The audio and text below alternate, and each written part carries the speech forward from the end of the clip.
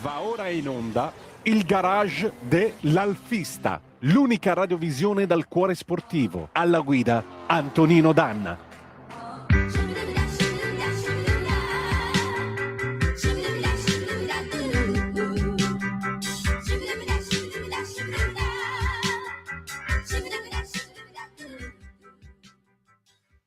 Buongiorno, a voi la linea.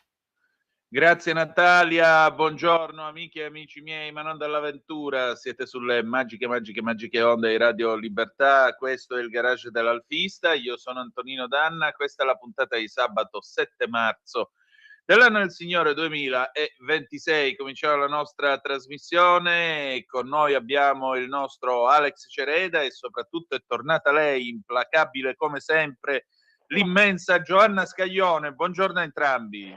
Buongiorno Antonino, buongiorno Giovanna. Antonino, buongiorno Alessandro, buongiorno a tutti gli ascoltatori. Grazie. Allora, noi oggi non dico che diventiamo una sorta di Sherlock Holmes dell'Alfa Romeo, però io vi devo leggere questa notizia che peraltro mi ha segnalato l'ottimo Alex. Questo è Il Giorno, dorso di Milano.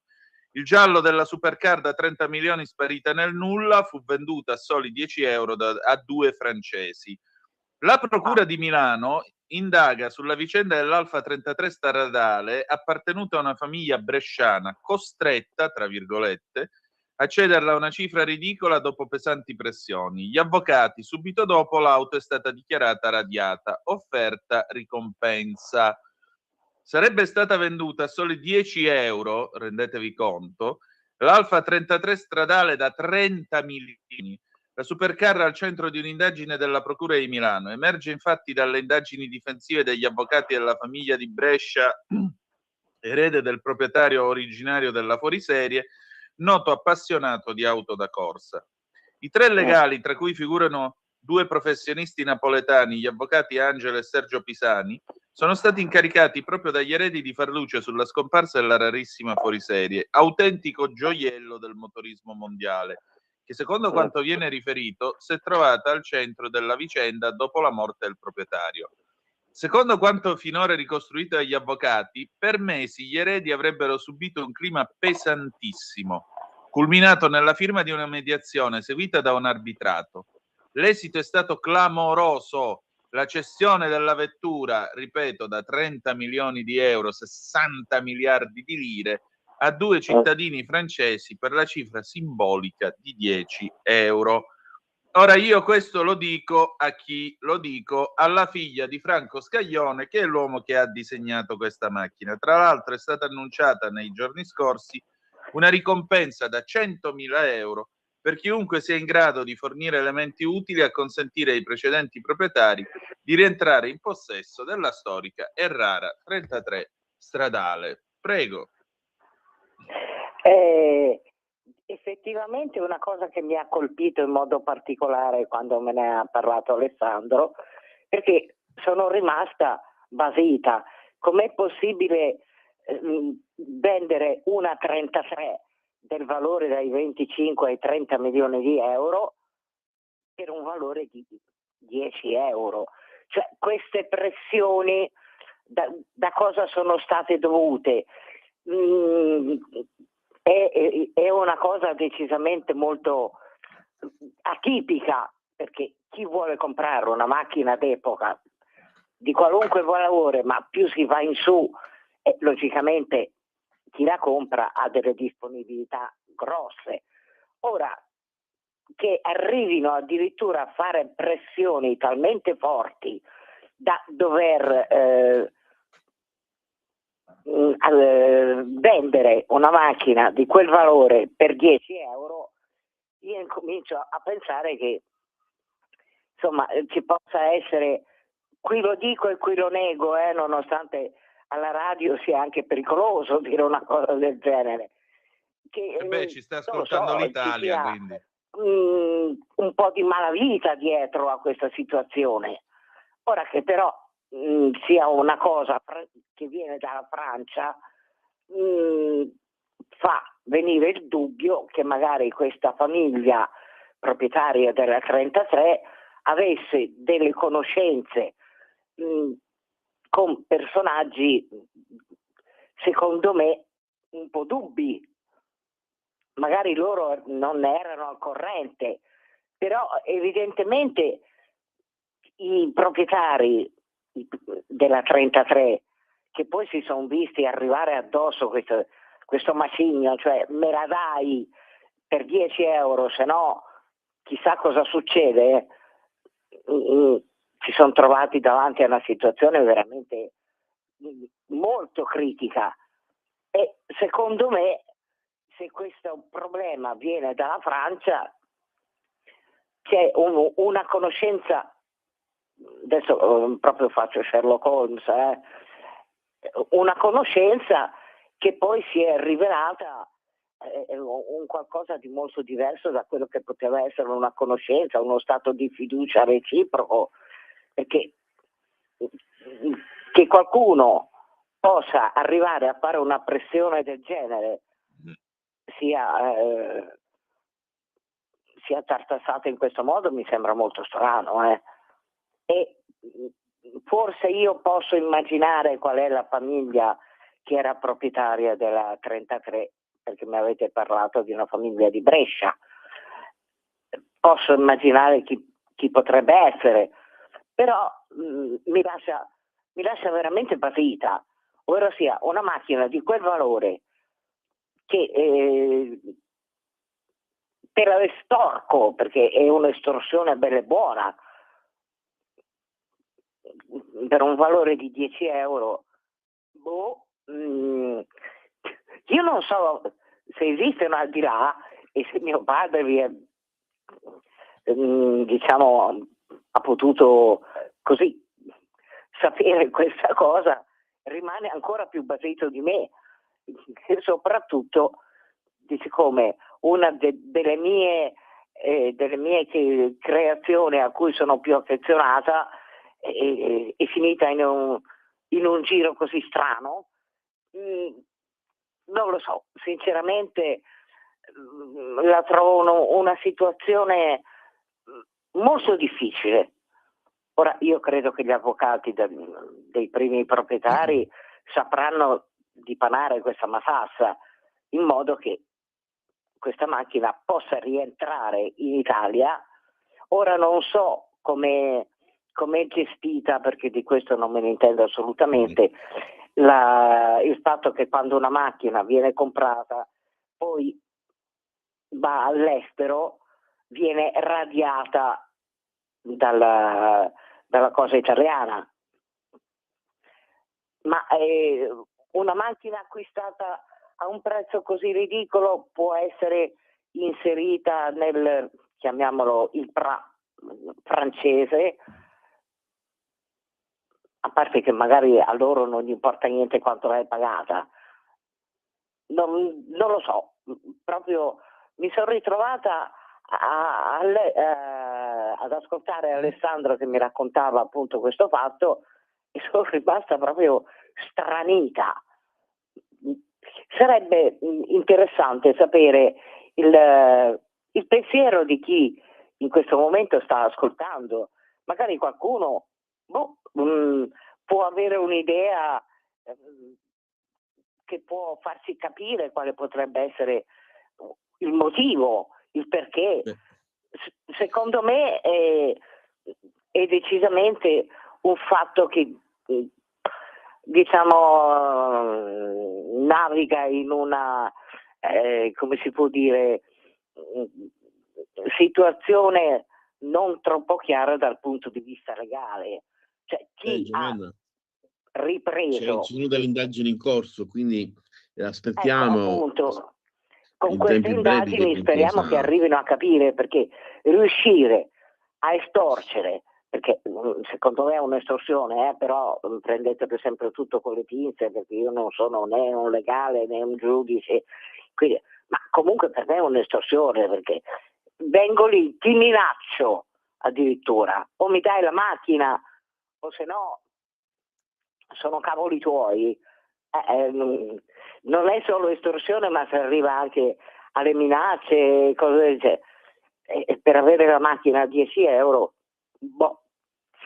lì siamo proprio sul filo del rasoio della non legalità, secondo me. Non lo so, Alessandro e Antonino, ditemi voi cosa ne pensate. Alex. Allora,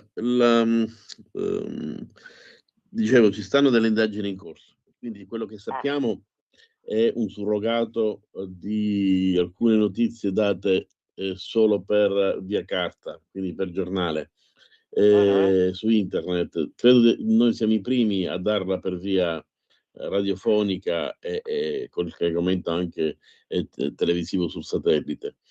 Attendiamo nuove notizie. Quello che io faccio appello, al di là della ricompensa che comunque è anche giustificata, per il valore dell'auto direi che è anche bassa. Non che voglia adesso dire dovete dar di più, però invitiamo i nostri lettori, e lo dico seriamente, con tutta la serietà possibile che possa contraddistinguere la mia parola, quella di Antonino, e mi permetto anche quella di Giovanna, che è una cara amica anche lei, chiunque nella zona del Bresciano o anche altrove, perché so che abbiamo anche degli ascoltatori italiani che abitano all'estero, abbia notizie o in qualche modo, perché è impossibile che un'auto sparisca e riappaia da un'altra parte senza che nessuno abbia notato qualcosa. Che abbia questa notizia, al di là della ricompensa, di far avere anche in forma anonima delle notizie alla famiglia, ai legali, che appunto abbiamo 2 dei 3 nomi dei legali che stanno seguendo questa storia, che secondo me ha altri svolti, perché di solito queste cessioni, un po' come le case vendute a €1, in realtà non è che vengono vendute a €1, per una questione di legale non si possono regalare, e quindi la vendita simbolica di €1, che non è il valore della casa, copre una legge che non permette il regalo. In questo caso sarà stata applicata questa cosa per cedere a costo zero, perché nessuno accetterebbe un'offerta del genere, di un'auto così di grandissimo valore.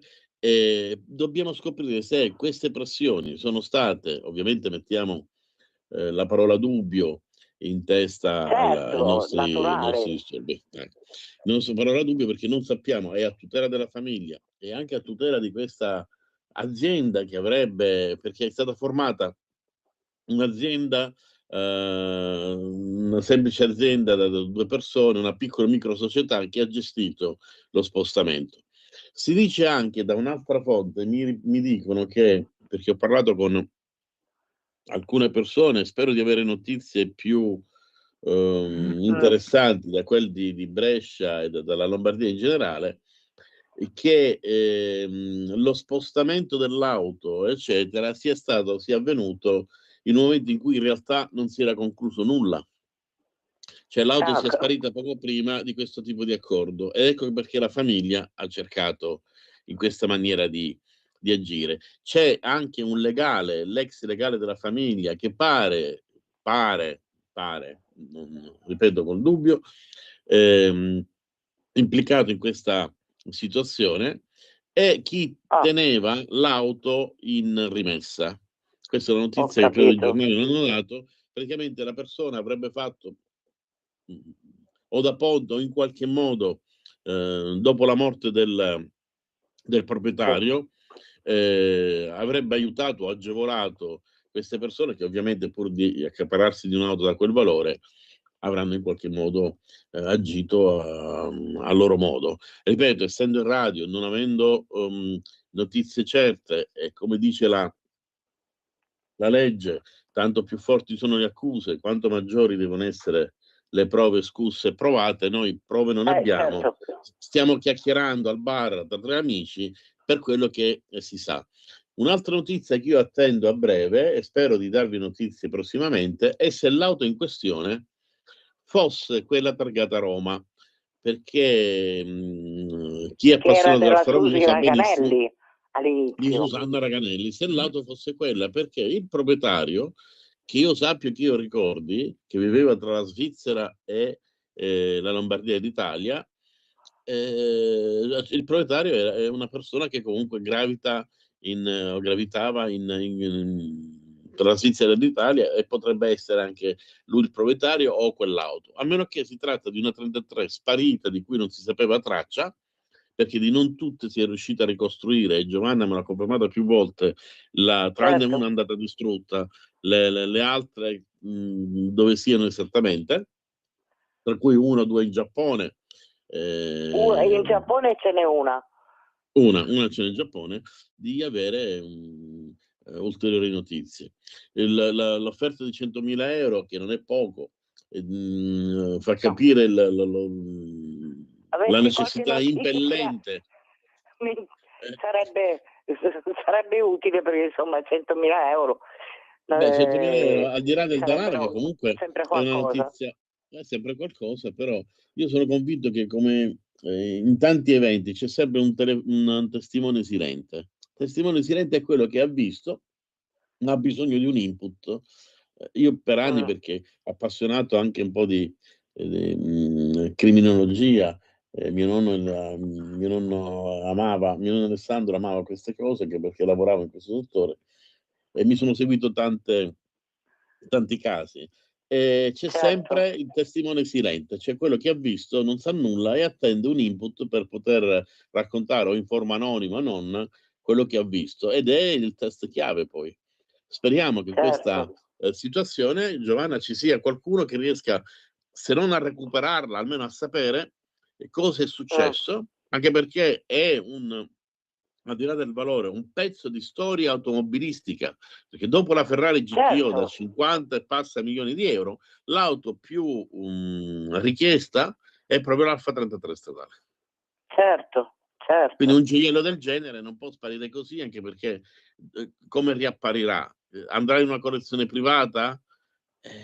Ma allora il proprietario, chiamiamolo il nuovo proprietario, poi come è diventato proprietario, quello è tutto da stabilire, la deve tenere lì in un garage o nella sua collezione, però deve star zitto con tutti che ce l'ha lui, perché se no veramente si troverebbe a dire esistono.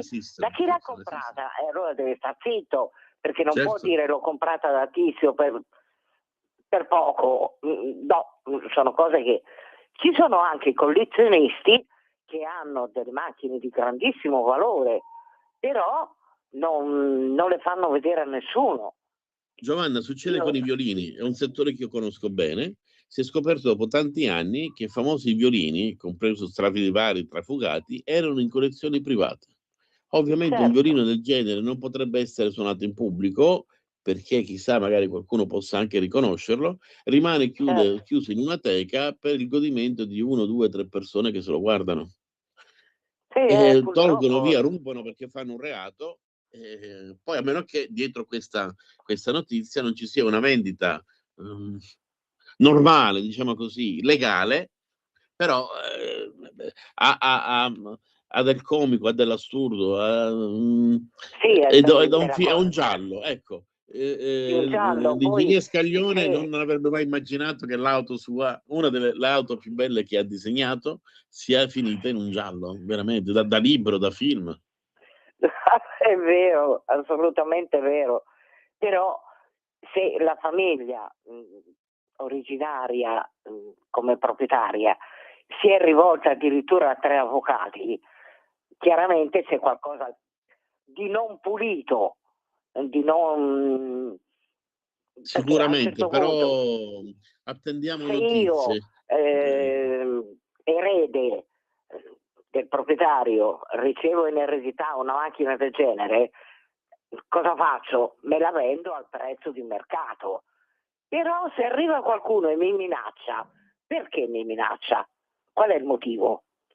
Giovanna, ricordiamo che l'auto era di proprietà del proprietario deceduto, è andata a finire agli eredi, quindi possibilmente il proprietario, facoltoso senz'altro,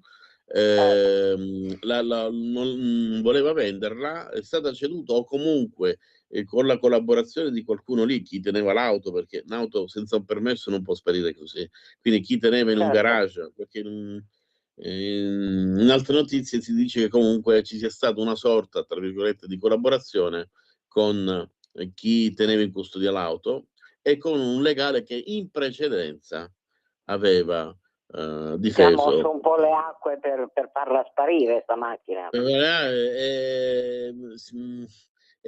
veramente un giallo che sta appassionando.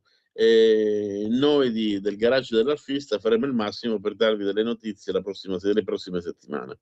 Ricordo Ma io anche me che lo Giovanni, auguro che Anche perlomeno perché sono le 10 e si dobbiamo torni chiudere. a sapere dov'è